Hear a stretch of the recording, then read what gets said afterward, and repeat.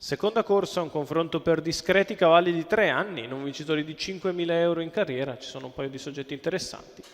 Si va a partire all'1 Giselle Orso Antonio Di Nardo con problemi, al 2 Gatto Pardo Baldo Franco Baldini, 3 Guai Stecca Lorenzo Baldi, 4 Giacon Joe BFC Vincenzo Torrente, 5 Giunone degli Dei Alessandro Gocciadoro, 6 Gobelin di Poggio Roberto Vecchione, 7 Gianmarinaro Pass Alessandro Dettoris.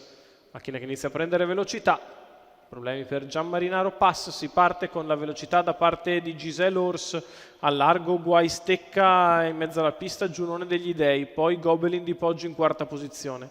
Sulla prima curva passa Guai Stecca nei confronti di Giselle Ors che concede strada, mentre Giunone degli Dei è allo scoperto. 200 metri iniziali in 14,5 per la leader Guai Stecca che è in vantaggio. Nella sua scia Giselle Ors, Giunone degli Dei che prova ad avanzare al largo. Il terzetto una quindicina di metri avanti a Gobelin di Poggio, poi ad ampio intervallo ci sono Giacon Joe BFC e Gatto Pardo Baldo. 400 metri in 29,1, abbastanza veloci per il contesto. 600 passati in 44,2. Cavallo numero 4, Giacon Joe BFC squalificato. Si mantiene in evidenza Guai Stecca, parcheggia in terza posizione invece Giunone degli Dei. E allora muove Gobelin di Poggio dopo un giro passato in 58,8. Continua a mantenere gran ritmo all'avanguardia Lorenzo Baldi. Avanza al largo Gobelin che ha scavalcato Giunone e cerca di portarsi su Giselle Ors. Tanto la leader continua a fare buon ritmo al comando, 1:13,6 il primo chilometro. Guai Stecca in vantaggio, Giselle Ors nella sua scia, Gobelin di Poggio che nonostante il ritmo si avvicina al largo, poi Giunone degli Dei che si rifà sotto quando siamo a 400 dal palo, la retta opposta alle tribune passate in 15, Guai Stecca è in vantaggio, ora arriva Gobelin di Cavallo Poggio, numero 7, Giselle Ors che Gianmarinaro avrà Pass l'opzione squalificato. open stretch.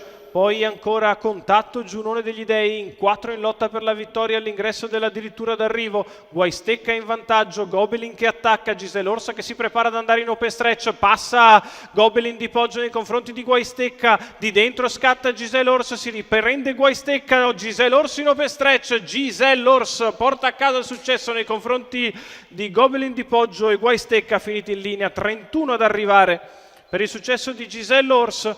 Antonio Di Nardo per il training di Afrim Schmidra, i colori di Serena Pardini. Si toglie la qualifica di Maiden, la figlia di Ideale Luis, che trova percorso al bacio, ritmo forsennato di Guai Stecca al comando, Gobelin di Poggio che attacca, sembra passare facile, invece si appoggia un po' lì e Giselle Ors trova l'autostrada in open stretch, vince sullo stesso Gobelin di Poggio al terzo Guai Stecca.